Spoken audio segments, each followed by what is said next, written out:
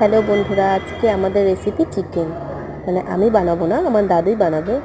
তো প্রথমে মাংসটাকে ভালো করে ধুয়ে নিয়েছিল, কিছুক্ষণ রেখে তার মধ্যে হলুদ, লঙ্কার গুঁড়ো আর নুন দিয়ে দিয়েছিল। তারপরে আলুটাকে ভেজে নিচ্ছে। সত্যি কথা বলতে আমি এই ফার্স্ট টাইম দাদু হাতে মাংস খাচ্ছি, ঠিক আছে। তো তেলের ওপর একটু গোটা গরম মশলা, আদা, রসুন দিয়ে দিল। দাদু সাধারণত ব্যবসাতেই ব্যস্ত থাকে, কিন্তু এই ফার্স্ট টাইম ওনার ইচ্ছে হলো যে উনি আমাকে মাংস করে খাওয়াবে। তো পেঁয়াজগুলো দিয়ে দিল, তারপর আস্তে আস্তে নাড়াচাড়া করছে। এই যে দেখো আমার দাদুকে। তো উনি খুব খুশি আজকে আমাদেরকে রান্না করে খাওয়াবেন, তাই তো আজকে উনি ছুটি নিয়েছিল। তো সব মিশিয়ে রাখা মশলা দিয়ে মাংসটা দিয়ে দিল, দিয়ে এত নাড়াচাড়া করছিল আমি তো বুঝতেই পারছিলাম এমনিই তরকারি ভালো হবে।